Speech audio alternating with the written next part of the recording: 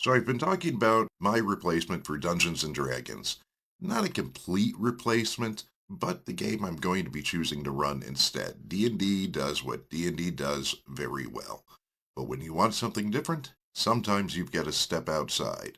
And in this case, that's Forbidden Lands by Free League Publishing. It uses the Year Zero engine, which is the basis for a number of their games like Alien, and Mutant Year Zero and Blade Runner. The system is a dice pool system at its core, and it includes a push concept. Let's go ahead and take a look here. Okay, so one of the things you're going to have to deal with in Forbidden Lands is that they have their own special dice to use. They're polyhedral dice, and that's easily adjustable. Now, it is recommended that you use 3 different sets of D6s, as well as you will need a D8, a D10, and a D12. And let's talk about why. Your first set of D6s is going to be your base dice or attribute dice.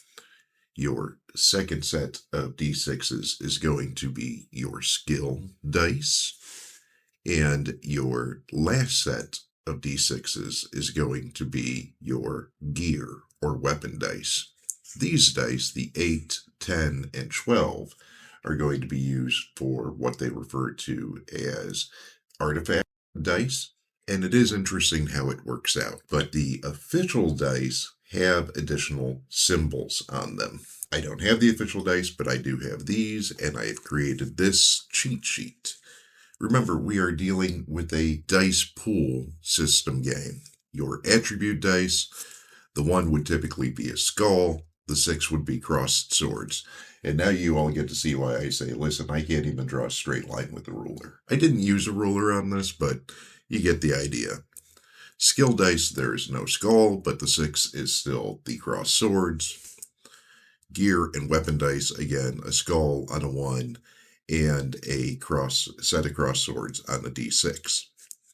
Those artifact dice, which is basically used for what you might assume strong magical implements. Since they go higher, at on a 6 or 7, you'd get 1 double cross sword. 8 or 9, you'd get double cross swords. On a 10 or 11, you'd also get triple cross swords. And on the miraculous 12, you would get 4 cross swords. Your 1s are not good. Your 6s are good. And if you were building a dice pool, let's go ahead and use an example here. Just going to go ahead and get these out of the way. Let's say I've got a character who's got 3 in strength, and then they have 2 in swords, and let's just say, I don't know, they've got a kind of weak sword, level 1 sword. That's going to give me 3 attribute dice to roll. That's going to give me 2 skill dice to roll and 1 weapon die to roll.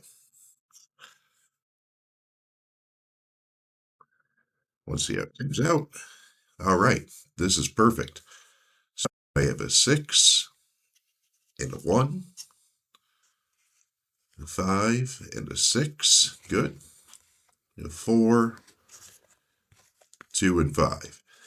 So right now, base roll, I have 2 successes. The 1 really doesn't matter so much. So that's 2 successes, and in most cases, that's good enough. Let's imagine that I wanted to take it one step further. I could go ahead and push the roll. And pushed roll, I take anything that's not a skull. Anything that's not a skull or double cross swords. Pick these up, and I roll them again, but there is a risk. Okay, so I've now rolled them again. Here's what's now happened. Now I've gotten a 1, I've gotten another success, I've gotten a 3. So now I have 3 successes, but these 1s that wouldn't have mattered the first time I rolled, now that's going to do damage to my attributes, which that's basically how your health is determined in this game. And that is going to end up weakening my item. It's in this case, it would actually end up becoming broken and unusable. So there is a risk. Now, if that had come up instead as another 6, that would have been great, although I still would have taken 1 damage. Overexertion, basically. Pulling a muscle. or putting yourself in harm's way. So that is the basics of the dice. And there's a gaming component where you have to determine how much do I really want to succeed. In most cases, a one success is going to be enough. But when you need to get more successes, you're going to be willing to push it. And when you need to overcome an opposed roll, you're going to want more successes. And that's one of the things that makes this game a little more grit, a little more deadly, a little more risky. Right in the beginning of the character creation, it tells you, hey, you're going to make a character, they're going to be kind of awesome, but be careful. They're still fragile. So you're going to have to take challenges, but be smart about it. First roll I had, 2 successes, should have been good enough. That second roll did some damage to me. Was it really worth it? And you have to go ahead and make those adjustments. One thing I do love is that the system provides this handy chart here that kind of gives you an idea on what your chances of success and failure are. And I know some people go, oh, that seems really fiddly. And their point is not invalid. For some people, this is not the game for them. For other people, they're going to grok onto it real quickly, and it's just going to make sense. For people like me, who for years have been playing dice pool game systems like Shadowrun, like World of Darkness, this was kind of easy to pick up and adjust myself to. Would it provide more challenge bringing a new player in?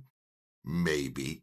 But, I do what I can. I make little fancy charts to even help keep me on task, right? And keep myself following the rules. And if you have the official dice, that's going to help a little bit more for some people. But it's still the concept of, wait, hold on. These things mean different things. Yeah, it's just a different mechanic. I don't think it's anything out of the ordinary. I don't think it's anything too extreme. Uh, and we'll use some more examples and go more in depth as to what additional successes mean. But I wanted to give everybody this quick little intro on the Year Zero engine as used in Forbidden Lands and their dice system. If you got any questions, if you think I missed something or mixed something up, go ahead and let me know down in the comments. Until I see you again, remember to be well, be safe, and be awesome, both to yourself and one another.